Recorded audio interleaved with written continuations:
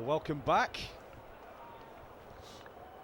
A very entertaining first 40 minutes and a very close one at that.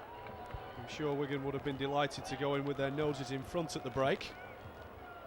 I think at the same time though, Chris, Brian had been talking about how they can improve on that performance while still being happy with what they were served up.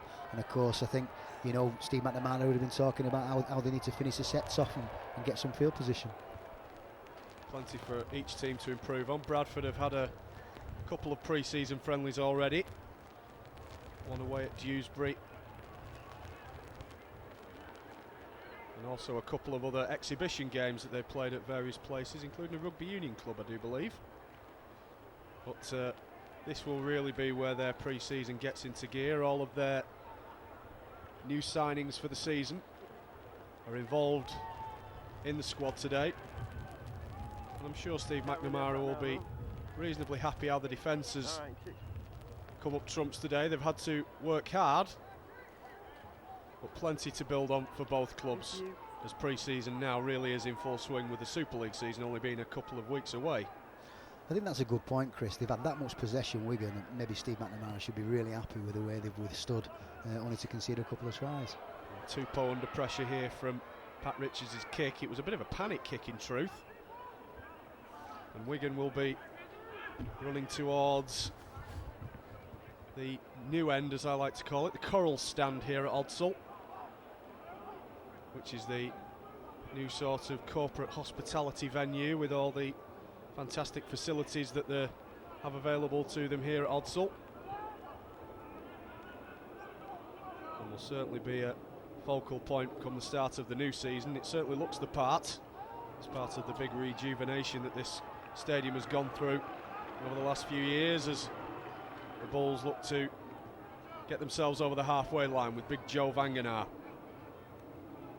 in his 8th year at the Bradford Bulls, signed from the old Auckland Warriors club.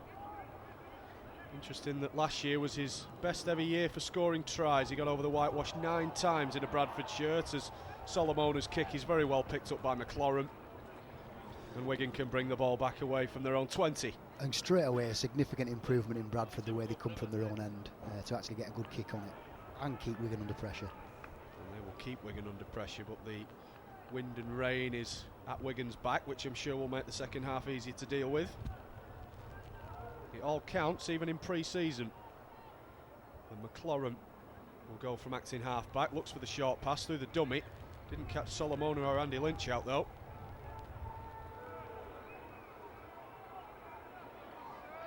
Bit of a slow play the ball here, as one or two legs have got entangled. I think Solomona's picked up a knock as well, which will be a blow to Bradford, as Barrett puts the kick in. It's a very good kick as well. He's going to make Halley race for the ball. Great kick into space, the way he kept the full back up in the line. They just need to convert this now, Wigan, and really try and contain Bradford. And David Solomona's not well either. It looks as though he's going to have to go off, and he's done for the afternoon, I think, by the looks of the physio. This will be a major blow for Bradford if they lose David Solomona for any length of time. A lot of concern on the Bradford bench, and even the stretchers out. Well, this is disaster for Solomona, and the referee finally is going to stop the game to let Solomona be taken off. He's in some distress. It looks as though he could have picked up a very serious injury here, David Solomona. Definitely one in time for Bradford. He's one of the best strike players in Super League, is David Solomona. He can really come up with some good plays anywhere on the field at any time.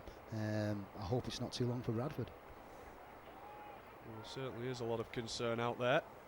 I'll take this opportunity again to remind you of our new season here on Code 13 coming up February the 6th. Code 13 gets back in full swing with Jack Dearden and all of us here on Code 13, as David Solomona is taken from the field, and that is a very sorry sight for a lot of the Bradford supporters to see. And Bradford now, without him, will look to put Wigan under pressure in order to cut this lead back. Only 2 points, but you've still got to get over the line to score them. And having lost one of your major strike players, it'll be a struggle for Bradford this second half, you feel. Good start to the set on that one again, Bradford. I mean, Sean Ainscough come with a fantastic run here out of dummy half, beating 3 players, and that is one of the things he's very, very good at. Look, he's still keeping his feet now. Great play from Sean Ainscough. Terrific play by the young winger. That's Harrison Hansen, I think, without the headband this second half. Had a good first half, opened the scoring here this afternoon. It's actually George Carmont, I beg your pardon. Fairly similar build to Harrison. What do you think of Carmont? Have you seen a lot of George Carmont, having played for Newcastle Knights in the NRL? Well, yeah, I observed him in them games, but when I was working as Paul Cullen's assistant in the Federation Shield a couple of years ago, he actually played for Samoa. We came across him a few times. He has got good feet. He is a good dummy half runner, but they've made another astute signing, Wigan Warriors, there, because of the amount of experience he's got, and he'll reel this off to the young players. And Halley really racing back from his own dead ball line. He let the ball go dead. Very calm and composed fullback play, and has made a good bit of ground on the first set, or the first tackle of the set there for the Bulls. But Wigan again with some good defence there. 3 in on Joe Vagana have got momentum back on the defensive side of this set.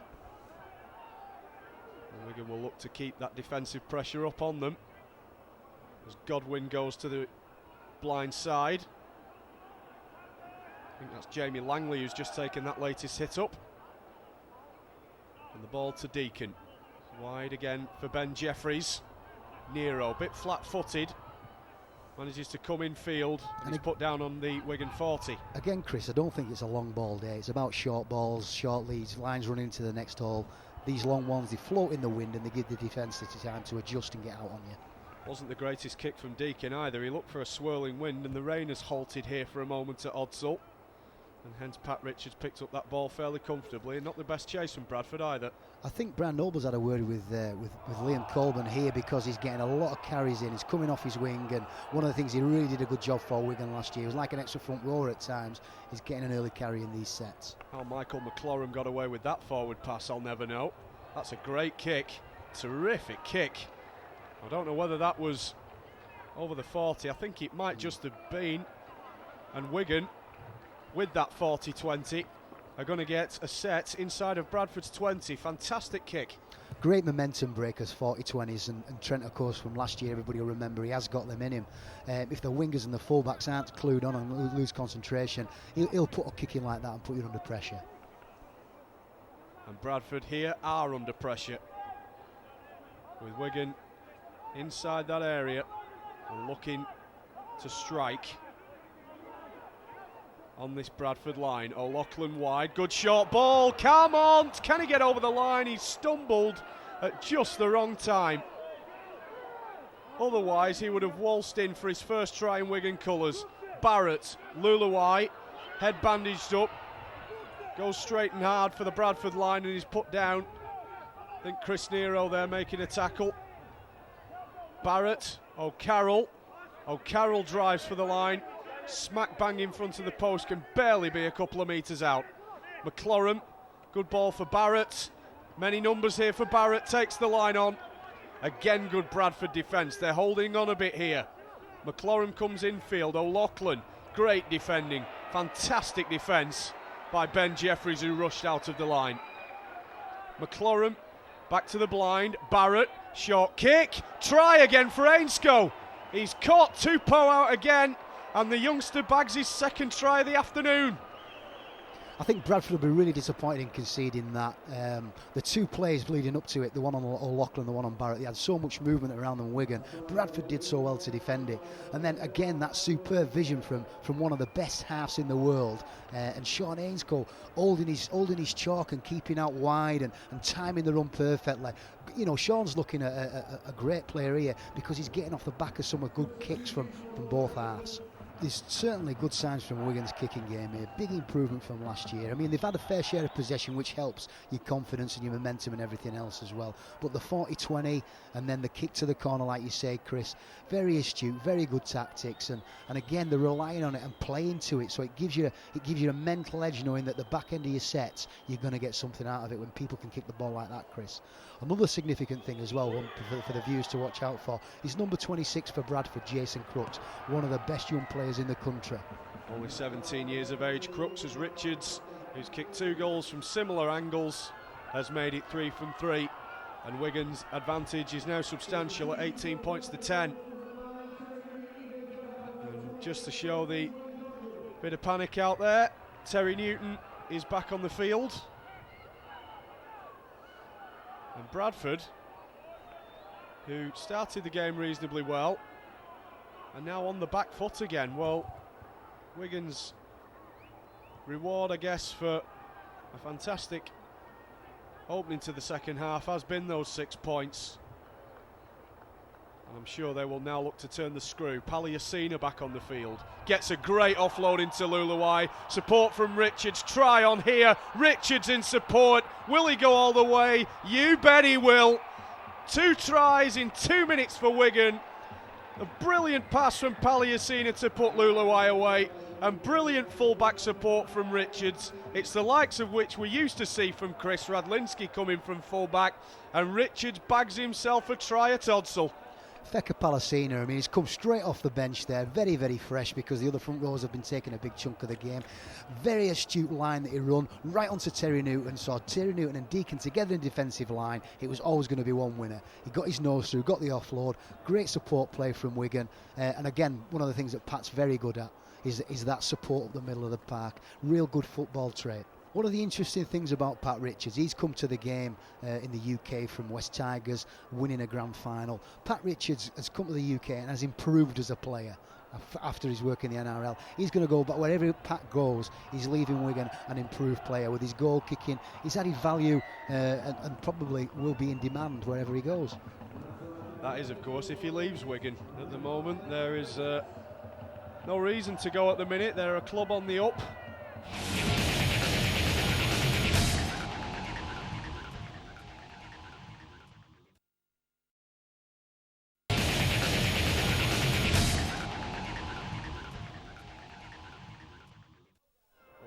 It's going to be Thomas Luluai to feed the scrum.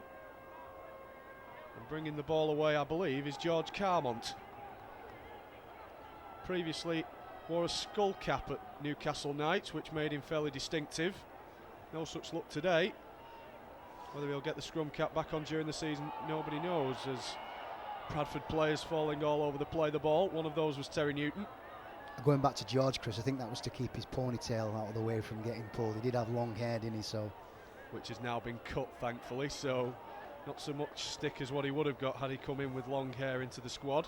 Yeah, no place in rugby league for that, Chris, is there? Yeah, it'll only get pulled out in the scrum, I'd imagine. Even if you do play centre, you're more likely to play second row at some point in your career. Fantastic change from Sean Ainscough. That is an sensational awesome chase. What a chase. There's 4 Wigan players in that ruck. Ainscough, who's having a blinding game. Just the enthusiasm he showed, that inspired his teammates to push hard up the middle. Sean won't give up the chase. He took people with him, and of course the end result is a dropout again. He's had a quite simply phenomenal afternoon as Sean Ainscough. He's done everything asked of him and then some. 2 tries, wonderful chasing of the ball. He's not been caught out in defence. Fantastic future in store for this youngster. He will be a player in the academy this year, I'd imagine, throughout, but you never know. If you're good enough, you certainly get the games in rugby league, and I'm sure if there is an injury crisis, or even if he proves himself in the under-21s, you will see this kid in the first team sooner rather than later. I think that's probably one of the reasons why they're playing him, Chris. Some great movement from Wigan around the ball. Poorly executed pass there, though. Now there might be a break on here. Has he lost the ball? I think he has as well. That's a mistake from Crooks, I think, who chased that ball. Yeah, you're right, Chris. You can have a dip in form, an injury crisis, and that's the benefits of running a good youth system. Wigan have got some substance underneath the first team where they can draw upon these young people.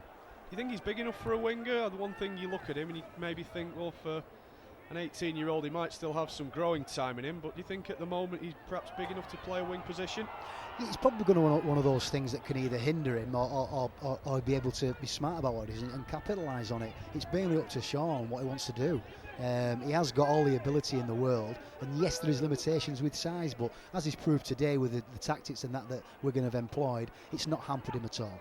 Wigan 10 metres out from that Bradford line, smack bang in front of the posts. High and Waits.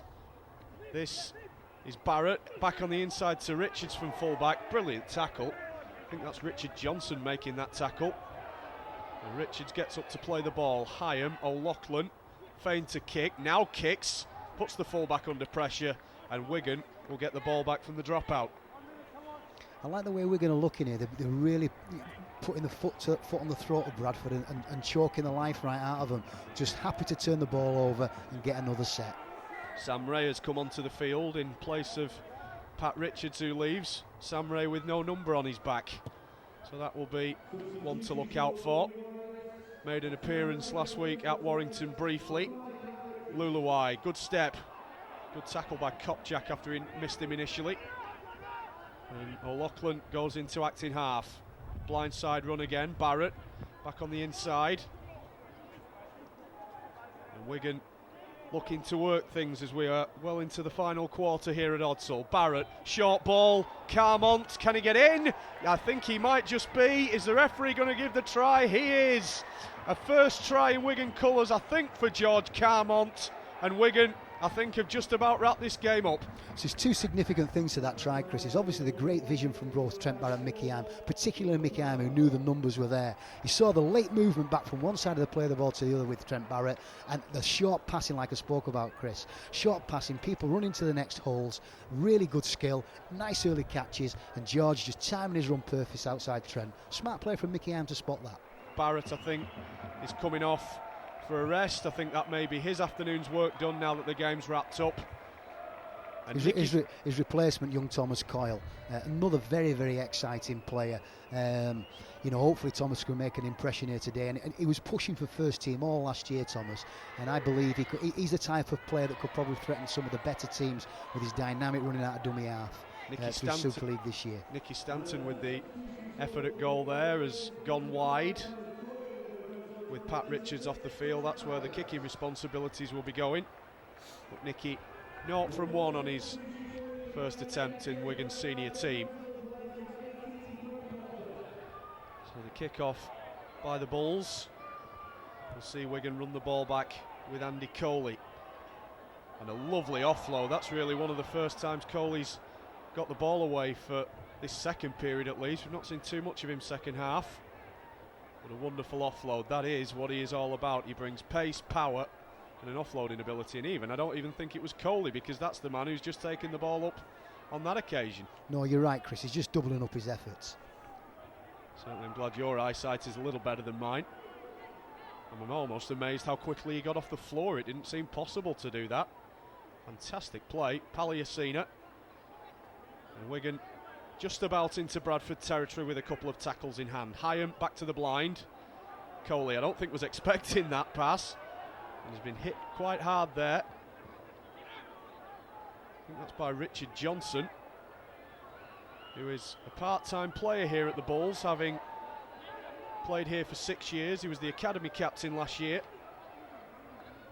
And he takes his place in the Bradford first team squad, even though he is still only on a part-time basis, a sign of his commitment to the club.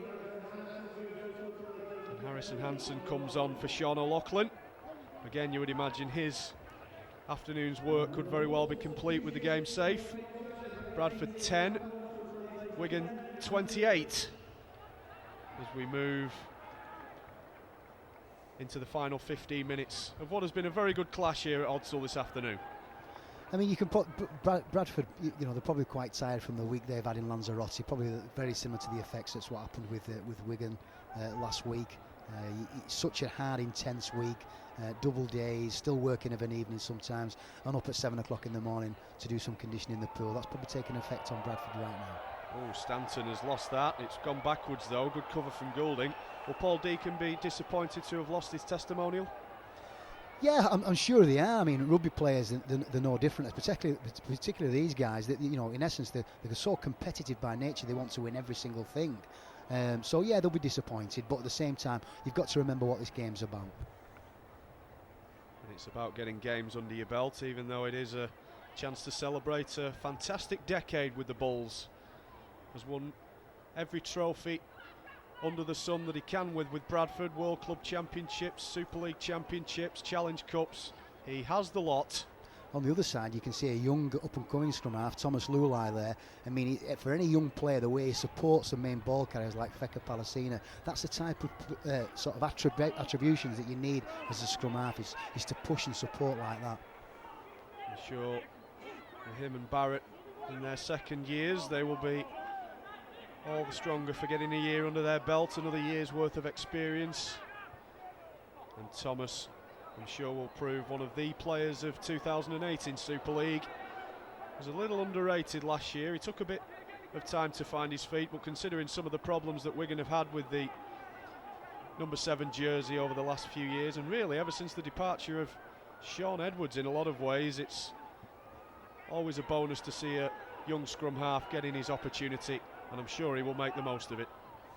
And he's got some pressure on him as well, locally as well. I mean, people like Thomas Coyle and Sam Tomkin, they're going to be great additions now they're a bit older, a bit more experienced for Wigan. Thomas Coyle out on the field at the minute. This is Sam Ray. He's met heavily by Kopjak. Thomas Coyle, who I'm sure will be wishing his brother all the best, James, who will be pulling on an Oldham jersey this season.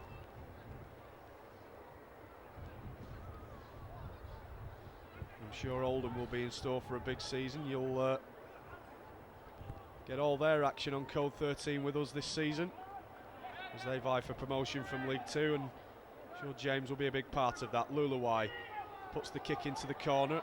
Again, Ainscough chasing. I think he's just been caught offside, so not quite holding his run as well as previous runs that he's put in. There's some other things as well about this game that I'm quite enjoying as well. Trent's come off and Tommy's really taken on that role about leading this team. Some of the things that was missing last year, Thomas has grabbed hold of the ball offensively and he's putting last plays in and he's organising his troops so well. And you need that as well, don't you? Because there are going to be times, I'm sure, when Trent won't be available, and you do need that general there. I'm not suggesting for a minute that Thomas Coyle is anywhere near the quality of Trent Barrett yet, but at the same time, it signs bode well that if Trent does get injured, there is a player there in Thomas Coyle that can come in and do a job for Wigan. And Deacon on the ball, puts an inside pass in. That was Yestin Harris, who's been fairly conspicuous by his absence this afternoon. I can't quite recall many times that Yestin's been involved with the play. I don't think he's been off the field either, apart from when Ben Jeffries was on for a short stint, either side of half-time. To be fair, Yestin's an offensive player and they've been starved of possession today, Bradford, and when they've got to the right end of the field, they've either come up with errors or executed, not particularly that well. But once you get a run of possession, you know, Yestin can really impose himself on a game. Well, they are at the right end of the field now, and Harris feeds Chris Nero, and back to Harris, and he is put down around about 8 metres short of Wigan's line. Deacon back on the inside to Andy Lynch. Didn't really get a full head of steam there, Andy Lynch. Bradford a little closer to Wigan's posts. Deacon, not many options for him, that's the only one. Kopjak, can he get his arms free to get the ball down? Brilliant Wigan defence. Terrific Wigan tackling as Kopjak is put down a metre from the line. Godwin, Johnson, good short pass. Newton, wide ball to Halley, who's in. Well, there might have been a question mark about obstruction, but the referee doesn't want to know about that. Dave Halley has gone in for a Bradford try, and they've got a nice little bit of a consolation to take from this afternoon's game.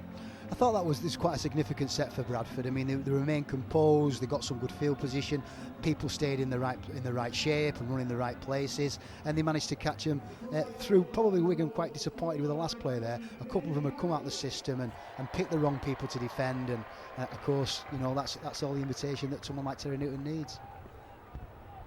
Certainly the hookers have played their part this afternoon, and no doubt they will be hitting their straps fully by the time the Super League season hits the ground running in a couple of weeks' time. Deacon has curled that ball in. He's 2 from 2 for the afternoon, 2 from 3, I beg your pardon. And Bradford have themselves a consolation try with time ticking down. They trail the Warriors by 16 points to 28.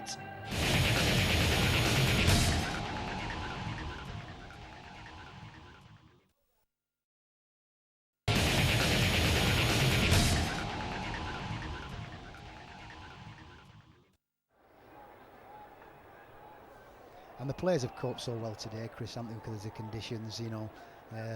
I think the ball handling's been fantastic considering some of the weather that they've had to deal with today. Underfoot as well, they've kept their feet, some late footwork. They've done so well today to serve up an entertaining game, and there's been some nice tries as well.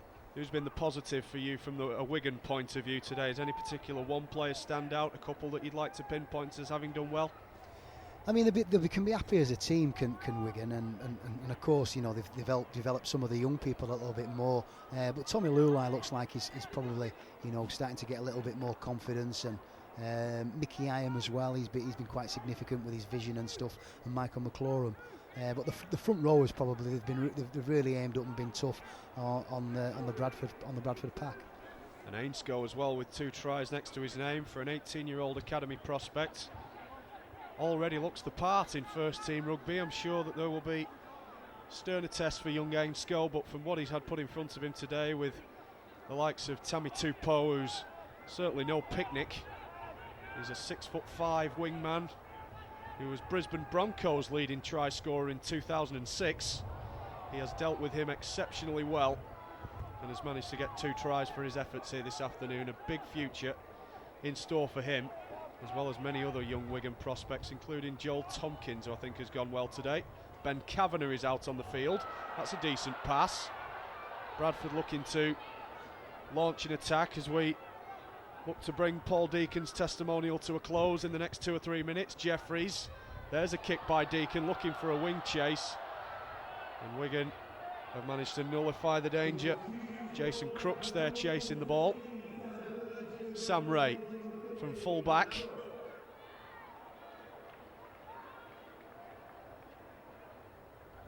Bradford, well, you can only hope from their point of view that the injuries that they've picked up today aren't too serious. David Solomon has certainly looked very concerning, to say the least, and Semi Tadjilala looked less than comfortable when he went off. So let's hope injuries haven't taken their toll like they've done on Hull suffering really badly with injuries. It looks as though from a squad of 25 they may be only going into the Super League season with a squad of 14. Horrible injury crisis for them up there in East Yorkshire at this time of the year. That's a good kick into touch. I think at this point you can say now Wigan absolutely completely in control, and a big improvement on the performance from last week, and still loads of areas that can actually do better in. So Bradford's first hits out, we can't judge them, but things are looking really promising with the start of the season only 2 or 3 weeks away. Can't wait till the start of the season either. It's going to be a wonderful 2008. World Cup places up for grabs with all 10 countries participating. England, Ireland, France, Scotland as well, we can't forget. The Tartan Army will be making their way to Australia, and there will be plenty of players that will want to get themselves an opportunity to have a shot at the best come the end of October, November time, for what I'm sure is going to be a fantastic World Cup competition, and everybody will want to be part of it. A real cracking season in both Super League and National League, and you can see the best of all the Northwest teams right here on Channel M throughout the course of the season. Wednesday nights we air 7 o'clock with Jack Dearden and myself getting involved, as well as all our regular pundits, Mark Stevens from Swinton, Dave Parkinson at Lee Centurions, as well as others. You'll hear from Chris Sharples, who is an exciting young journalist this year, I'm sure, and many, many others that will take part in Code 13 this year. That's a great kick. Halley took it very well, looked for the offload, but unfortunately couldn't complete it. And Wigan will bring the ball away from their own line. I mean, Bradford are capitalising now on something down Wigan's left-hand side there. I mean, they've broke them a couple of times. Wigan, at this stage of the game, have probably got the numbers wrong. People making poor decisions off the back of getting the numbers wrong. And Bradford have exploited it and given themselves some decent attacking opportunities. Injury time being played here. What has been an excellent afternoon's work by both sides. I'm sure Bradford's trip to Lanzarote at the La Santa Sport Camp has done them good. They did some sprint work and speed work with ex-Great Britain Olympic athlete Jamie Bolsh, which I'm sure will do them in good stead. As Sean O'Loughlin again goes off the field I can pretty much safely say this time his afternoon's work is done, as the referee gives a forward pass, I think against Michael McLaurin, given to Paul Prescott. And both sides now, I'd imagine, just looking to run the clock down. Bradford maybe even go for another consolation try, just to see Paul Deacon off in the best possible fashion. I think he's played the full distance as Paul Deacon. Be good to see him get over for a try. Kicked 2 goals here this afternoon, 2 from 3. Wigan certainly have been in less giving mood this weekend than they were for Lee Breers' testimonial last week, as 2 of the modern great players of our game have celebrated their stints in charge, and Deacon was nearly over Kopjak with the offload to him, and Deacon just couldn't rope it in. What a finish to the game that would have been. Yeah, but at the same time, Sam Ray was right in the correct space you want any fullback to be. He'd have probably had a chance of saving that try, but in the circumstances, Deacon dropped the ball and Sam Ray was there to pick it up and take it off Wigan's end. Well, Nick Stanton runs the ball away on the last tackle of the game, and Wigan will run out winners in Paul Deacon's testimonial day. They have beaten the Bradford Bulls 28 points to 16. A wonderful performance by the Cherry and Whites playing in black today. A good effort from Bradford, but Wigan far too strong for their Yorkshire counterparts. 2 tries for Sean Ainscote. A wonderful performance by this talented Wigan winger. A debut try for George Carmont, and Pat Richards has managed to get 4 goals. And for Bradford, Sam Burgess grabbed himself a try. Semi Tadjalala on his home debut got over, and Dave Halley managed to get them some consolation. Deacon, on his testimonial, kicked 2 goals from 3 attempts. Bradford's injury crisis may be of some concern to them, having lost Tadjalala and Solomona to what look serious injuries, but it's been a great hit out for both of these teams, and Wigan take 1 step closer to getting themselves fully prepared for their Super League campaign, and no doubt they will be in full swing come the time they face Harlequins on the opening game of the season. The final score here in Paul Deacon's testimonial: Bradford Bulls 16, Wigan Warriors 28. It looks a lot better, certainly handling wise it looked a lot better today than it did last week. Yeah, I think probably last week was a bit of a shock coming from being in Lanzarote for a week where we've been in the sun and that, and then a bit of a shock with the conditions we come back to, so I think that was a bit of a factor. That was probably the same for Bradford this week. I think they only come back on Thursday, so that was probably a factor for them today. But yeah, and we worked on a few things in training what we didn't do well last week, and we put them right today. We never expected to put in an A-star performance. We've had a tough week in Lanzarote. I think Wigan suffered a little bit the same last week. We came back in dreadful conditions, to be honest with you, but certainly credit to Wigan, they played very well. We had 1 or 2 decent showings from a few people, but mainly we've blown some cobwebs away and we've got back into the feel of things. Well, Paul, first and foremost, your first hit out really of the season. How do you think it went? Yeah, not probably the best, but it can't be expected, you know, all a bit rusty. We've had a tough week away in Lanzarote in pre-season training camp only last week, so you know, some of the boys were quite tired coming into the game, but I thought we showed some glimpses of what we can do this year.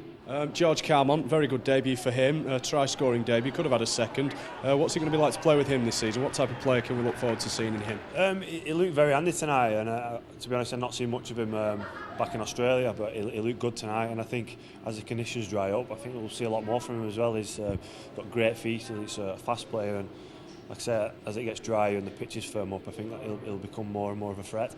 And finally, a word for Paul Deacon. It's a player that you've been associated with for many, many years, played a big part in his career, and has had a great day here at Alsall this afternoon. I'm really pleased because, for, you know, inclement weather, the rain, 5,500 people, he makes some money from that, and that's the pleasing thing for Deeks. He's been an outstanding professional at this club, and for the game, you know, the way he conducts himself is an example to everybody. So as much money as he can make, we're surely delighted to help him along the way there. He's been a great servant for the club. I'm glad there was quite a few fans, over 5,000 turned out for him there.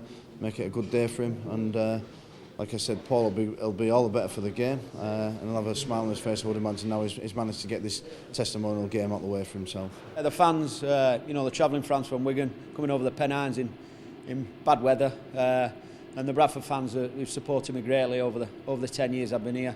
They've been fantastic. Massive thanks to them, and massive thanks to both clubs, Wigan for playing it, agreeing to play my testimonial game, and Bradford for looking after me for the last 10 years, organising today and everything they've done for me.